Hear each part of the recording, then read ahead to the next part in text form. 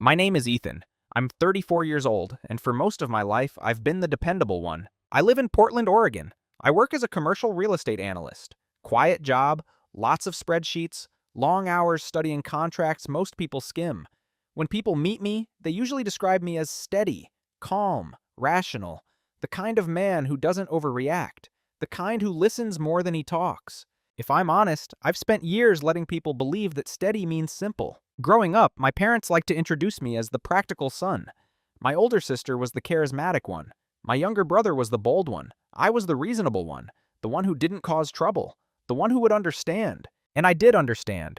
I understood every compromise, every subtle dismissal, every time my voice was acknowledged but not really considered. I'm not telling this story because I was abused or thrown out or cut off. Nothing dramatic like that. My parents loved me in the way they knew how. They provided. They sacrificed. They expected loyalty in return. This story isn't about hatred. It's about paperwork. It's about a piece of land that had been in our family for 2 generations. About a temporary property transfer I was asked to sign. About a trust that lasted exactly 7 days. And what happened after? There's no shouting in this story. No courtroom theatrics. No dramatic confrontations with slammed doors. What happened unfolded slowly, quietly, almost politely. But make no mistake, it changed everything. If you're expecting revenge, you won't find it here. I didn't destroy anyone. I didn't expose secrets online. I didn't scream or threaten or humiliate. What I did was much simpler and much harder. I paid attention. I listened carefully. And when I finally acted, I did it without anger. This is a story about being underestimated. About being the son everyone assumes will just sign.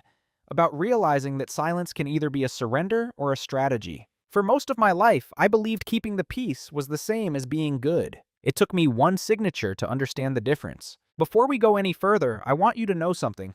I'm not here to paint my parents as villains. People rarely see themselves as the antagonist in their own story. They were doing what they believed was necessary. Practical.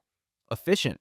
They just forgot one thing. So was I. Have you ever trusted someone completely, only to realize you were the only one treating that trust as sacred? If you asked my parents who I was, they wouldn't hesitate. Ethan, he's our steady one. They'd say it with pride. The kind that sounds affectionate on the surface but carries something else underneath. Relief. Relief that at least one child doesn't complicate things. My older sister, Maya, had opinions. Strong ones.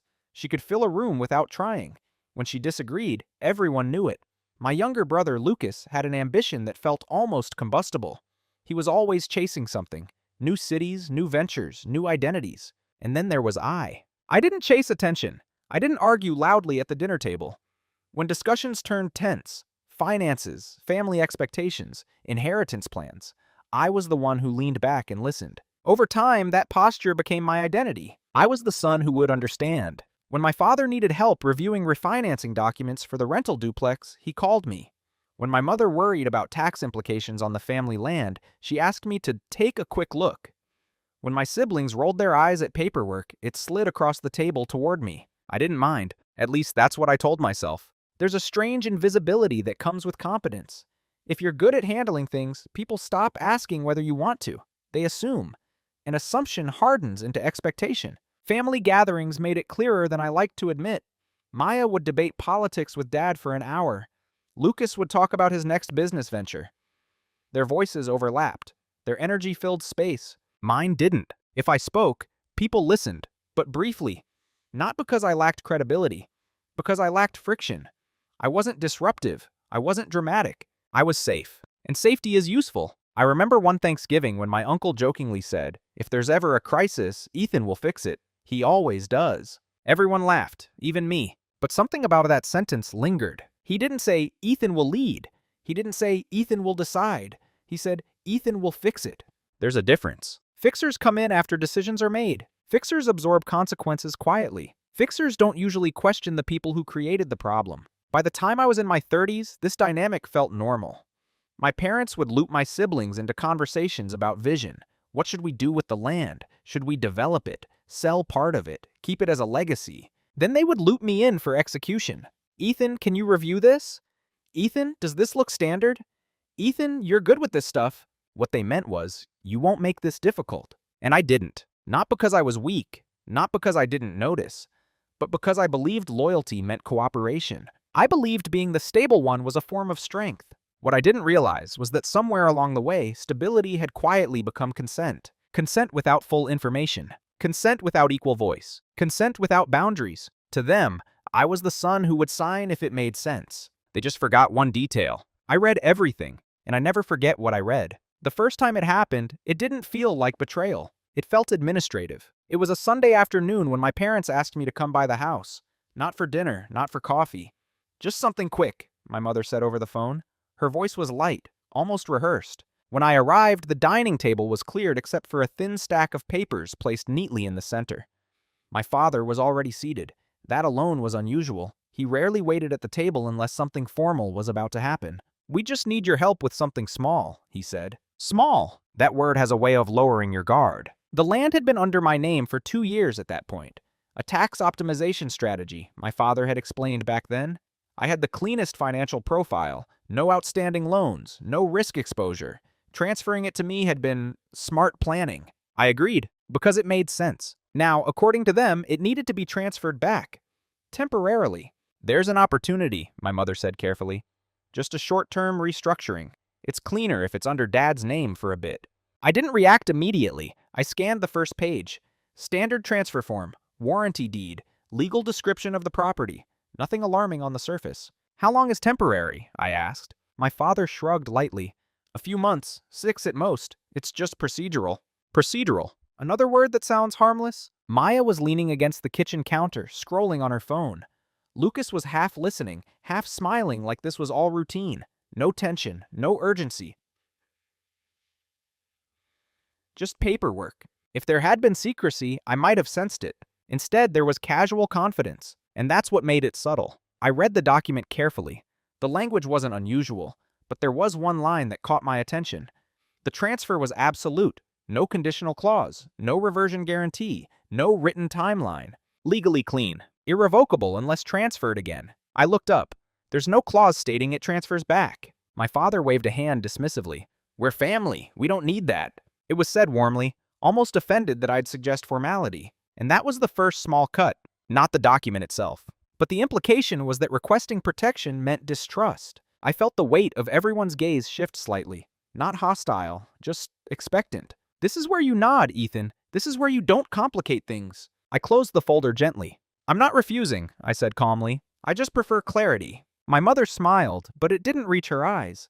"Of course. We just thought you'd understand." Understand. There it was again. The invisible contract I had been signing my entire life. I picked up my grandfather's fountain pen from my leather portfolio. I always carried it.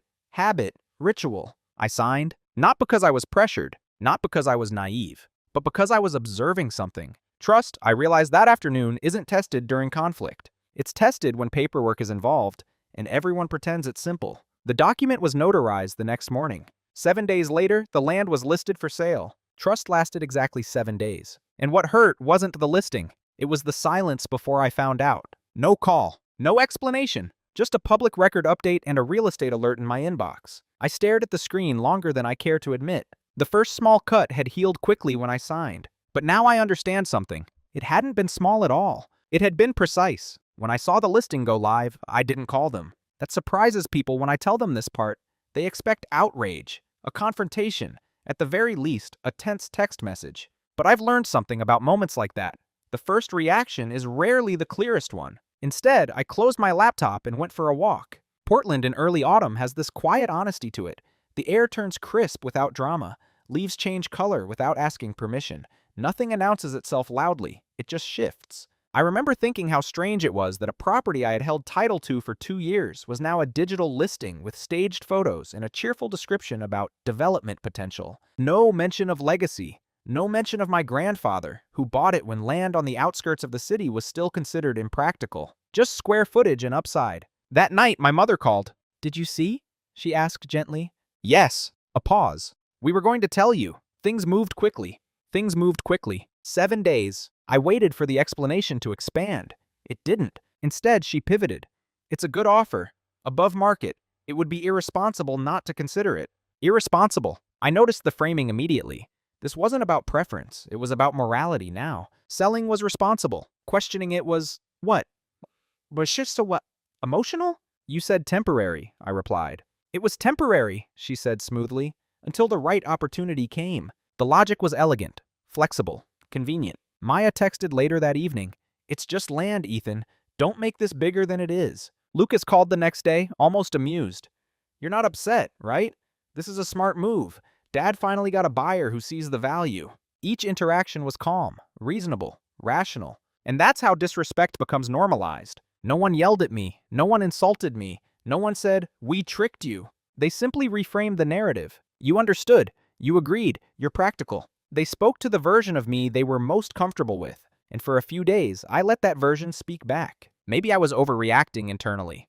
Maybe this wasn't betrayal, just timing. Maybe temporary had always been conditional, and I had filled in the meaning that wasn't promised. That's how it happens. You begin negotiating with your own memory. I replayed Sunday at the dining table in my head. The warmth, the casual tone, the absence of clauses. Technically, they hadn't lied. They had simply omitted intent. That's a different kind of cut. At work, I reviewed a client's acquisition contract that same week. The buyer insisted on a reversion clause in case financing failed. It was standard protection. No one accused him of distrust. They called him careful. But in families, being careful can look like being cold. I started noticing a pattern I hadn't wanted to see before. Growing up, whenever I asked detailed questions about financial decisions, my father would smile thinly and say, "You worry too much." When I suggested documenting verbal agreements between siblings, Maya once laughed and said, "You act like we're strangers." Over time, I had trained myself to soften my precision, to avoid appearing rigid, to prioritize harmony over clarity. And in doing so, I had helped build the very dynamic that now unsettled me. The sale process accelerated. An offer was accepted within days. Inspection scheduled.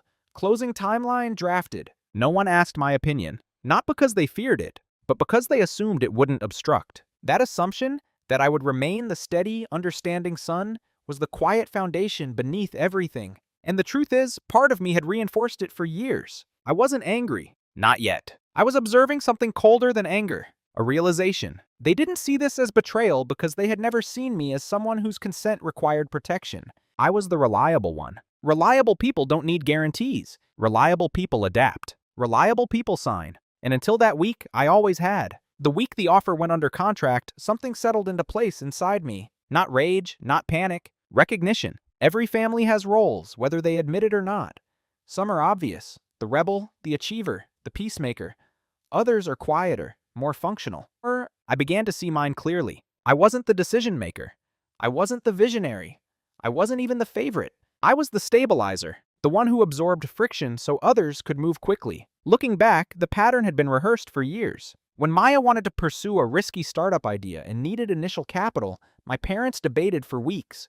Voices raised, emotions flared. In the end, they supported her and quietly asked me to review the shareholder agreement to make sure she's protected.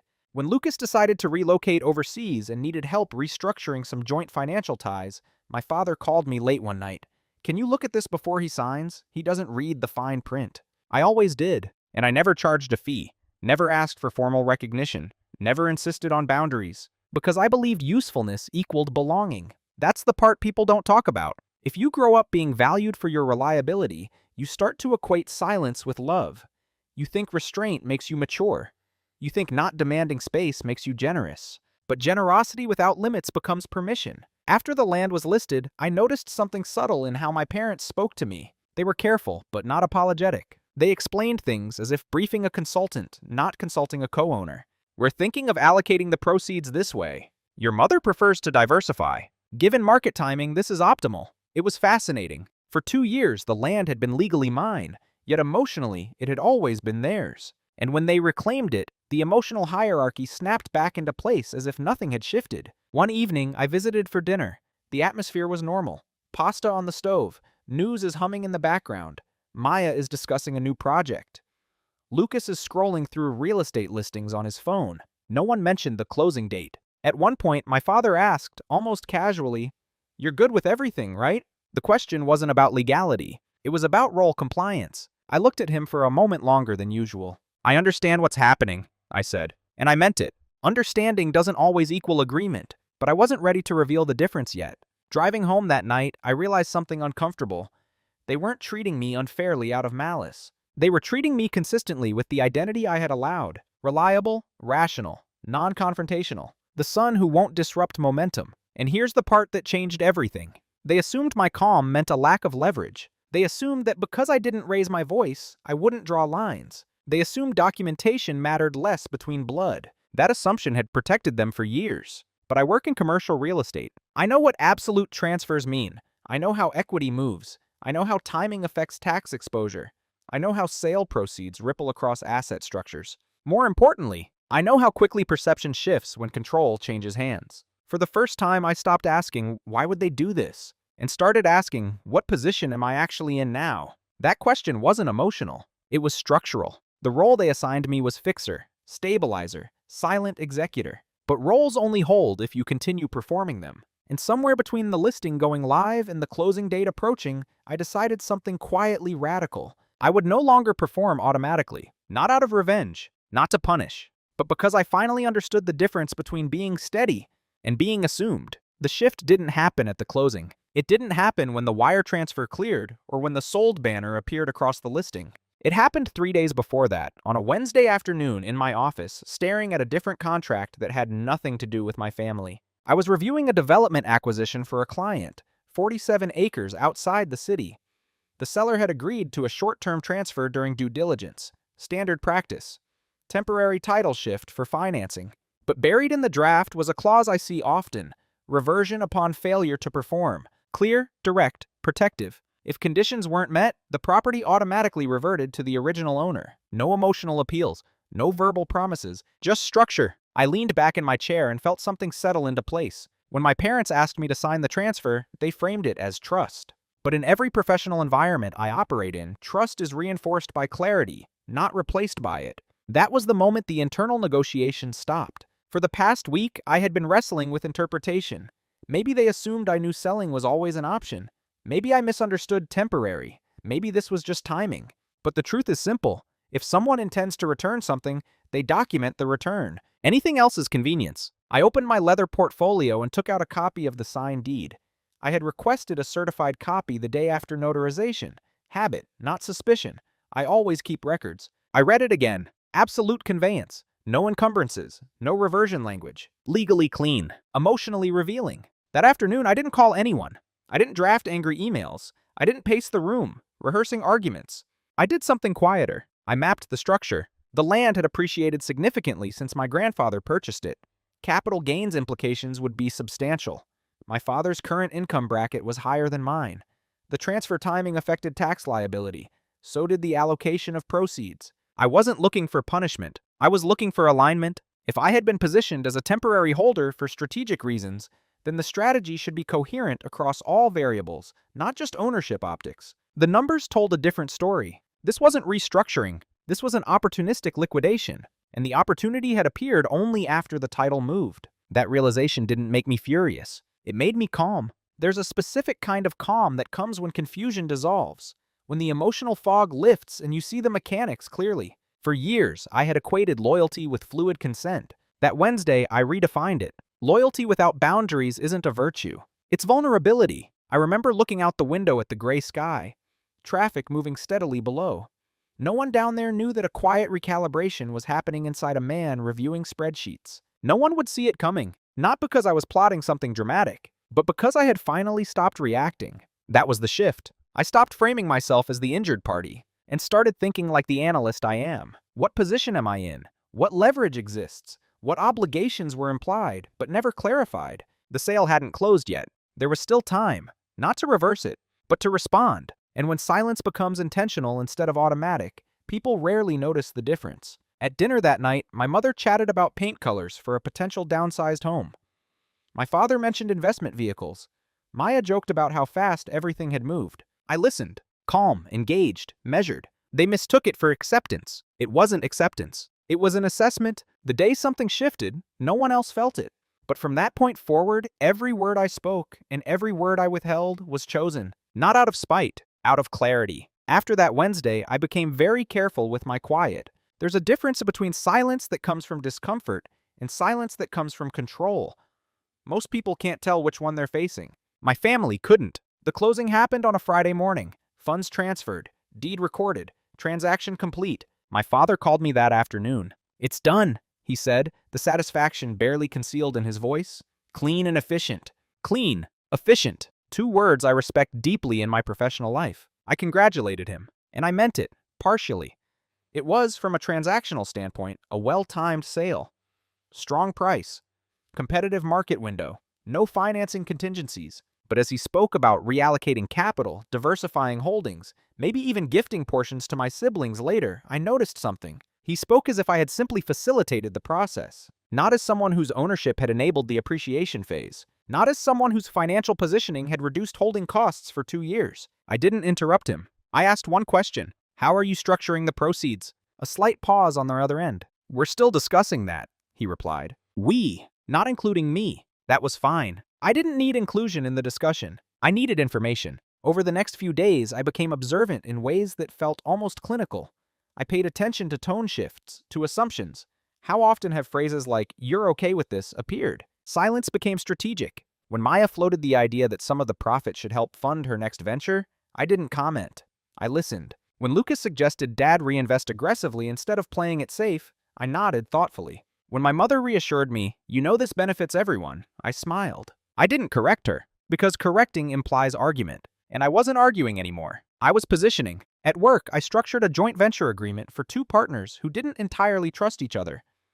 We built in profit waterfalls, clawback provisions, and distribution thresholds. No one called that cynical. They called it prudent. I realized something important during that week. My silence had always been interpreted as consent, because I paired it with service. This time, I removed the service. I didn't volunteer to review reinvestment plans. I didn't offer tax optimization suggestions. I didn't draft allocation scenarios. When my father casually asked, "Do you mind glancing over something later?" I responded gently, "I'm tied up this week." Not defensive, not hostile, just unavailable. It was subtle, but I could feel the shift in their reactions. They weren't upset. They were surprised. Reliable systems create dependency. When the system pauses, people notice, even if they don't articulate it. One evening, my mother asked, "Are you sure you're not bothered by all this?" I met her gaze evenly. "I'm not emotional about it," I said truthfully. That answer unsettled her more than anger would have, because anger is predictable. Calm detachment isn't. They mistook my earlier quiet for softness. Now they were starting to sense that it might have been restraint. And restraint, once lifted, doesn't always look dramatic. Sometimes it just looks like boundaries forming. I wasn't planning to get back at anyone. That language felt immature, but I was recalculating. And recalibration doesn't require volume. It requires patience. They believed the transaction was complete. They believed the chapter was closed. They believed trust had been exercised and proven flexible. But trust, when bent too easily, doesn't disappear immediately. It stiffens, and stiffness changes future movement. By the end of that week, I had made one quiet decision. I would never again participate in family financial structures without clarity equal to what I require from strangers. No more implied understandings. No more "we don't need that in writing." And if that adjustment created friction, so be it. Because silence, when chosen deliberately, is no longer weakness. It's preparation. Preparation doesn't announce itself. It doesn't slam doors or send ultimatums. It happens in small, disciplined actions that look like routine from the outside. That's why no one noticed. The Monday after closing, I requested the full settlement statement through public record. Not because I doubted the sale price, I already knew it, but because I wanted timestamps, allocation breakdowns, fee distributions. Precision matters. I also pulled archived tax filings from the 2 years the land sat under my name. Property tax payments had flowed through my account. Minor maintenance expenses had been reimbursed casually, without formal accounting. Nothing illegal, nothing dramatic, just informal. Informality is comfortable inside families. It's also fragile. I created a private folder on my encrypted drive labeled simply "Family Land, Full Record." Inside it, I placed the original transfer deed to me, the subsequent transfer back, email correspondence referencing temporary, text messages discussing timing, copies of tax payments I personally covered before reimbursement, notes from conversations, dates, phrasing, tone, not because I intended to weaponize them, because clarity requires documentation. While my siblings discussed how exciting the liquidity felt, I quietly consulted a colleague, framed hypothetically. If someone holds title for appreciation and then transfers it back before sale, I asked, how is value attribution typically analyzed? He gave a neutral answer. It depends on intent, on agreements, on documented structure. Documented structure. There it was again. Over the next 2 weeks, I did something even more subtle. I reduced exposure. Joint family accounts where I was a secondary signer, I withdrew. Politely. Simplifying my finances. Informal advisory role on my father's small rental portfolio? I stepped back. Work's getting heavy. Shared investment discussions? I listened, but I didn't contribute a strategy. When you remove your expertise from a system that relies on it, the shift is gradual. At first, people assume you're busy. Then they assume you're distracted. Eventually, they realize you're no longer invested. That realization hadn't fully landed yet, but seeds were planted. I also reviewed something else, estate planning documents. Not because I expected inheritance. I don't build my life around eventual windfalls. But because language reveals mindset. In the last draft I'd seen years ago, the land had been described as an intended long-term family asset. Intent changes quietly before paperwork does, and sometimes paperwork changes before conversations do. The more I analyzed, the clearer one thing became. This wasn't about money alone. It was about agency. For 2 years, I had technically held an appreciating asset. I absorbed risk. I maintained compliance. I carried the optics. Then, when a liquidity opportunity appeared, control snapped back upstream, without shared strategy. No one framed it that way. But structurally, that's what occurred. Preparation in my world means 2 things. Understand the leverage you already have. Create leverage you may need later. I began strengthening my own portfolio, diversifying independently. Redirecting capital, I'd planned to co-invest with family into separate vehicles. I also scheduled a consultation with an estate attorney. Not about them. About me. If something had happened to me during those 2 years holding the title, would that land have passed according to my will? It was a question no one else had asked, and that told me everything. One evening, Maya joked over dinner, "You're awfully quiet lately." I smiled slightly. "Just focused." She laughed. "On what?" I took a sip of water before answering. "Structure." It sounded vague. Because it was. They didn't see spreadsheets open late at night. They didn't see side consultations. They didn't see the mental shift from family participant to independent operator. They still saw the steady sun. What they never noticed was this. Steady doesn't mean static. And once a quiet person begins preparing, the impact isn't loud. It's lasting. The leverage didn't appear like a lightning bolt. It emerged slowly, through review, through language, through one detail that most people would consider minor. I found it on a Thursday evening, 3 weeks after the closing. I was rereading the email thread from Sunday, and they asked me to sign the transfer. Not the deed itself. I already knew that document intimately, but the phrasing around it. My mother had written, "This is just a temporary transfer so we can reposition the property. It won't change the long-term intention." Long-term intention. At the time, that sentence felt harmless, vague even. Now it felt specific, because reposition doesn't mean sell. In real estate language, repositioning implies improving asset performance, zoning adjustments, entitlement work, infrastructure enhancement. It implies value growth, not liquidation. I cross-referenced the timestamp of that email with the listing agreement signed with their broker. The listing agreement had been executed 48 hours before they asked me to sign. 48 hours, which meant the sale process had already begun when they framed the transfer as a temporary restructuring. I sat back in my chair and let the realization settle. This wasn't a misunderstanding of definitions. It was sequencing. They had initiated a sales strategy before reclaiming title, without disclosing that strategy to me. Again, not illegal, but materially different from the story presented. The power of that discovery wasn't emotional. It was structural. Because intent matters in financial representation, especially when ownership is involved. I didn't feel triumphant. I felt steady. There's a certain clarity that comes when doubt dissolves. When you stop wondering whether you imagined something and see the timeline align cleanly. Trust lasted exactly 7 days, but planning had begun before trust was even requested. That changed the narrative completely. I printed the email, placed it beside the listing agreement copy I'd obtained from the public record, aligned the dates. 48 hours. In commercial settings, that gap would raise immediate questions. Why wasn't the intent disclosed at the time of transfer? Why was reversion protection dismissed? Why was urgency minimized? In families, those questions rarely get asked formally, but they exist. The leverage wasn't about suing anyone. I had no interest in tearing apart relationships publicly. There was no appetite for courtroom drama. The leverage was simpler. Clarity gives you negotiating power. And until that moment, I had been operating on emotional ground. Now I had documentation. Documentation transforms conversation. It also shifts future expectations. I understood something crucial that night. I could confront them immediately, or I could wait. Immediate confrontation might produce apology, defensiveness, or reframing. Waiting would produce something else, dependence, because the sale proceeds hadn't been fully allocated yet. Investments were being explored, structures drafted, trust vehicles considered, and suddenly my expertise was relevant again. I didn't celebrate the discovery. I didn't text anyone. I poured a glass of water and closed my laptop. Leverage is only powerful if revealed at the right time. Too early, and it becomes an argument. Too late, and it becomes resentment. The private reveal wasn't that they had sold the land. It was that they had decided to sell before asking me to cooperate, and chose language that softened that fact. That subtle misalignment gave me something invaluable. Choice. For the first time in this entire sequence, I wasn't reacting. I was deciding, and decisions made from calm clarity carry a different weight than reactions born from hurt. They still believed I was simply adjusting.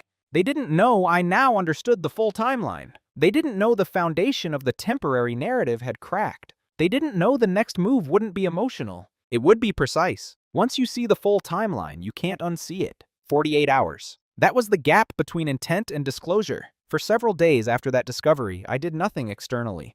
I went to work. I answered emails. I had dinner with my parents as usual. I listened to conversations about reinvestment options. Internally, though, I was standing at a crossroads. There were multiple paths available to me. I could confront them directly, present the emails and listing agreement side by side, ask for an explanation, and demand acknowledgement.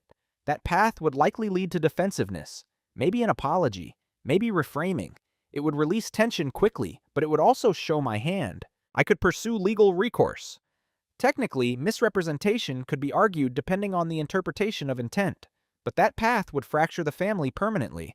It would turn nuance into accusation. I had no desire for that. Or I could do something quieter. I could let the structure speak. The sale proceeds hadn't been fully deployed yet. My father had mentioned forming a family investment LLC to manage future acquisitions. He assumed I would help architect it. That assumption was my inflection point. If I stepped back entirely, I would signal detachment. The system would continue without me, perhaps less efficiently, but intact. If I stepped in without addressing the timeline discrepancy, I would reinforce the role I'd always played. Reliable, flexible, compliant. But there was a third option. Engage but redefine terms. Not emotionally, structurally. That option required patience. It required composure. It required being willing to sit across from them and speak calmly about things most families avoid putting in writing. And it required accepting something difficult. They might not like the new version of me. I remember sitting alone at my dining table one evening, the printed document spread in front of me.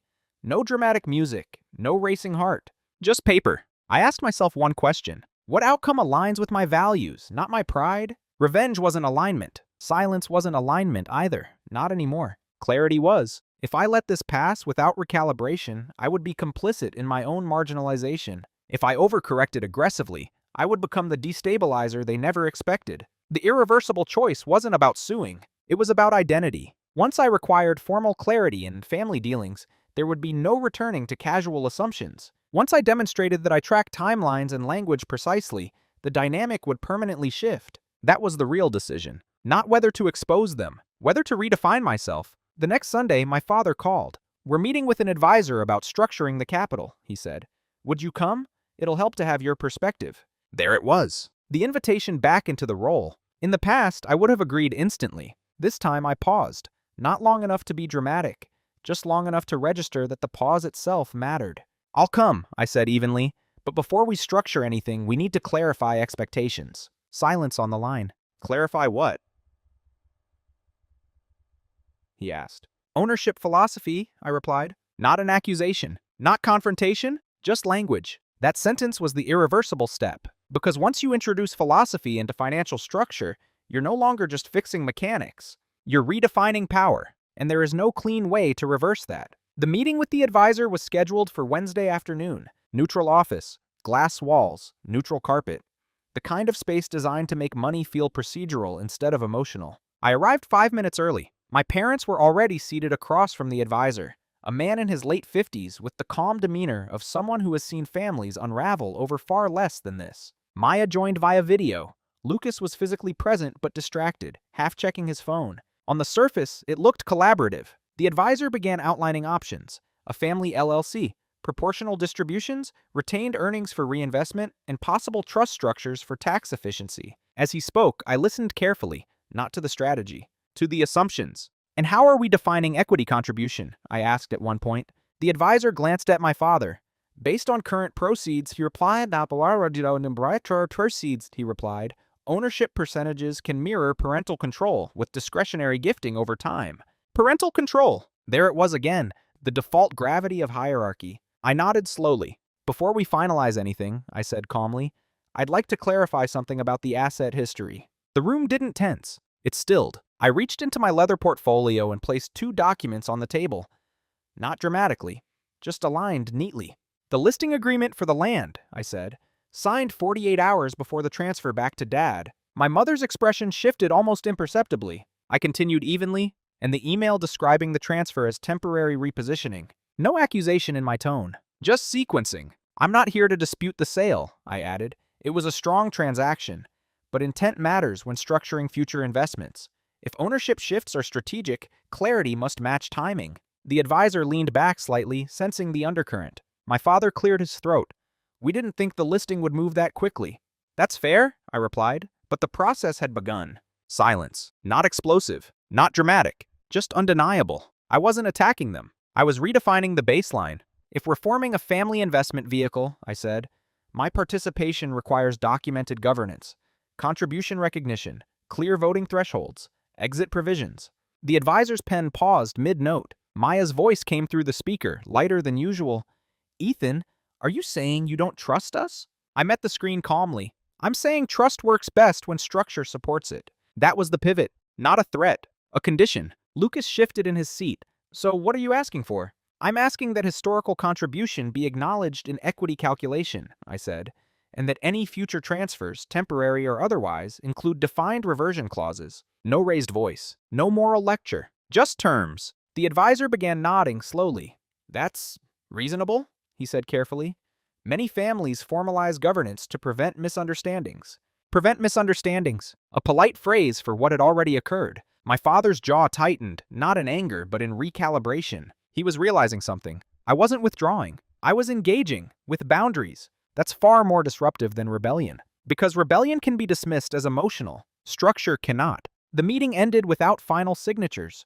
We'll circulate drafts, the advisor said. Driving home, I felt no rush of victory. Only equilibrium. They now knew I had tracked the timeline. They now knew language mattered to me. They now knew future cooperation required parity. I hadn't embarrassed them. I hadn't humiliated anyone. But I had shifted the center of gravity. And once gravity shifts in a system, everything begins adjusting. Quietly. They still had the proceeds. They still controlled liquidity. But now they also understood something else. I was no longer the son who would simply sign.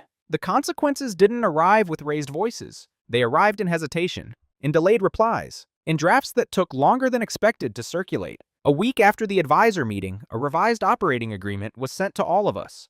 I opened it immediately. Governance section expanded. Voting thresholds clarified. Capital contribution history footnoted. Footnoted. That detail mattered more than most people would realize. The original draft had implied equal parental ownership with discretionary future gifting. The new draft included language acknowledging that appreciation during the 2-year holding period occurred under my title. It didn't assign me dominance, but it assigned me recognition. Recognition changes dynamics. At dinner that Sunday, conversation felt different. Not tense, just careful. Maya, usually fluid and opinionated, measured her words. Lucas avoided jokes about family paperwork.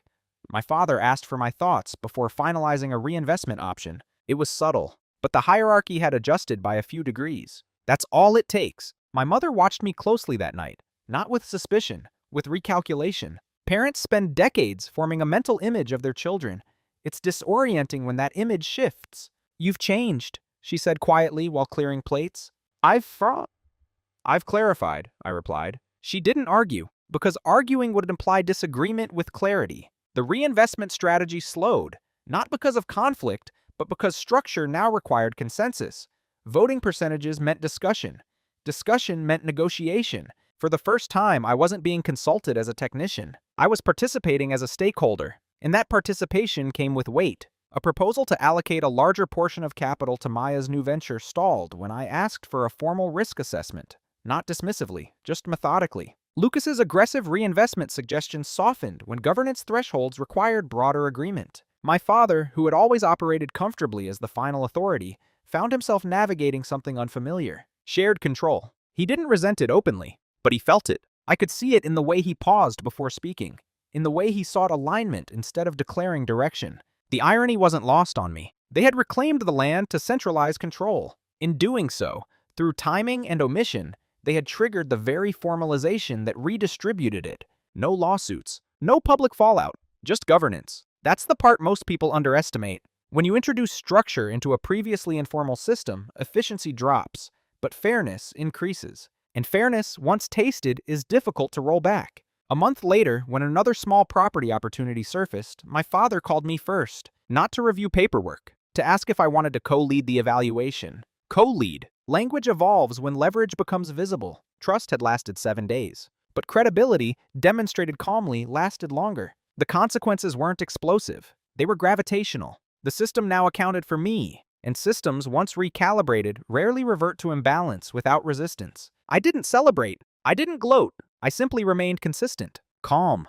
prepared, present, because the true consequence wasn't financial. It was psychological. They no longer assumed. They considered. And that shift, quiet as it was, changed everything. The panic didn't come all at once. It surfaced gradually, like hairline cracks spreading through glass. 2 months after the sale, the market shifted. Nothing catastrophic, just enough volatility to make reinvestment timing less optimal than it had looked weeks earlier. A deal my father had been eager about fell through during due diligence. Another required more capital injection than expected. Liquidity, which had felt empowering, now felt exposed. That's when urgency returned to the room. "We should move faster," Lucas insisted during one meeting. "Cash sitting idle is wasted potential." "Or preserved flexibility," I countered calmly. Maya, whose venture funding timeline had assumed quicker distributions, began pressing for clarity. "We can't keep slowing everything down with layers of process." Layers of process. The same concept that had seemed unnecessary during the transfer. Now it felt inconvenient. My father's patience thinned slightly, not explosively, but visibly. "We're overcomplicating this," he said one evening. "We used to move efficiently." I held his gaze steadily. "We used to move informally." Silence followed that sentence. Because of informality, once recognized, it can't be romanticized the same way. The operating agreement required supermajority approval for large capital allocations. My vote now mattered mathematically, not just symbolically. They hadn't anticipated that reality fully. I could see it in small frustrations, in the way conversations circled instead of concluding. In the meantime, my mother occasionally sighed before speaking. One night, after a particularly drawn-out discussion about allocating funds to Maya's project, my father pulled me aside. "Did you have to make this so rigid?" he asked. Not angrily, but tired. "Rigid. That word again." "No," I said quietly. I made it clear. He rubbed his temples. "We're family, Ethan. This feels transactional." I didn't respond immediately, because he was right. It did feel transactional, but only because the previous understanding had proven elastic. "Clarity prevents resentment," I said finally. "It protects relationships long-term." He looked at me for a long moment, and I realized something in his expression. He wasn't upset about the governance. He was unsettled by the fact that it was necessary. Necessary implies breach, and breach implies acknowledgement. By the 3rd month, it became clear that reversing the new structure wasn't feasible. The advisor had formalized documents. Equity percentages were registered, decision thresholds embedded. Even if they wanted to return to old habits, the paperwork wouldn't allow it without unanimous agreement. Too late to fix it. Not the land, that was gone, but the simplicity, the ease of assuming I would align without negotiation. That chapter had closed. There were moments of quiet regret, not dramatic confessions, but glimpses. My mother once said softly, "Maybe we should have explained things differently." I nodded. "Yes," I agreed. She didn't elaborate, because explanation now wouldn't change the structure. That's the thing about formalizing boundaries. Once written, they don't dissolve with apologies. They remain. I wasn't punishing them, but I wasn't undoing the recalibration either. Trust had lasted exactly 7 days. Structure would last much longer. And by the time everyone fully understood the permanence of that shift, it was already embedded. The real confrontation didn't happen in the advisor's office. It happened at my parents' kitchen table, almost exactly where I had signed the transfer months earlier. No documents this time, just 4 chairs. Late evening, the house is quiet. My father asked me to come over alone. When I arrived, he was already seated in his usual spot. My mother sat across from him, hands folded, not anxious, but composed. He didn't waste time. "Did you know about the listing before you signed?" he asked directly. There was no accusation in his voice. Just an inquiry. "Yes," I said calmly. I discovered the timeline later. A long pause. "And you waited," he added. "I chose the right moment to address it." My mother exhaled slowly. Why didn't you confront us immediately? Because anger is inefficient. Because timing determines leverage. Because I needed to see who you believed I was. But I didn't say any of that. Because I wanted structure, not an argument, I replied. They absorbed that quietly. My father leaned back in his chair. We weren't trying to deceive you. I know, I said. And I did know. They weren't villains plotting betrayal. They were decision makers who prioritized momentum over disclosure. That distinction mattered. But the listing was signed before you described the transfer as temporary repositioning, I continued evenly. That sequencing matters to me. He nodded slowly. We assumed you'd be fine with the sale, he admitted. There it was. Assumption. Not malice. Not manipulation in the dramatic sense. Just confidence in my compliance. I might have been, I said, if I'd been told clearly. Silence settled over the table again, but this time it wasn't tense. It was reflective. My mother looked at me differently in that moment. Not as the steady son, not as the fixer, as an adult peer. I think we forgot you were carrying the risk during those 2 years, she said quietly. That sentence did more than any apology could have, because it acknowledged agency. I wasn't upset about the sale, I clarified. I was unsettled by the framing. My father gave a small, almost reluctant smile. You always were precise with language. Yeah, yes, miss, I said. I am. No raised voices, no tears, just recalibration spoken aloud. I suppose we relied on you too easily, he said after a moment. You did, I agreed. And then just as calmly, I added, I allowed it.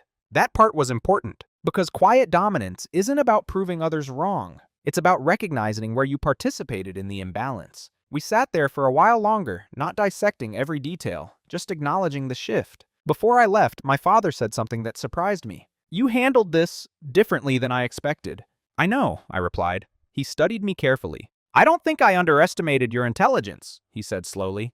I underestimated your limits. That sentence landed cleanly, not painful, not triumphant, just accurate. As I walked to my car that night, I realized something had closed, not with force, but with understanding.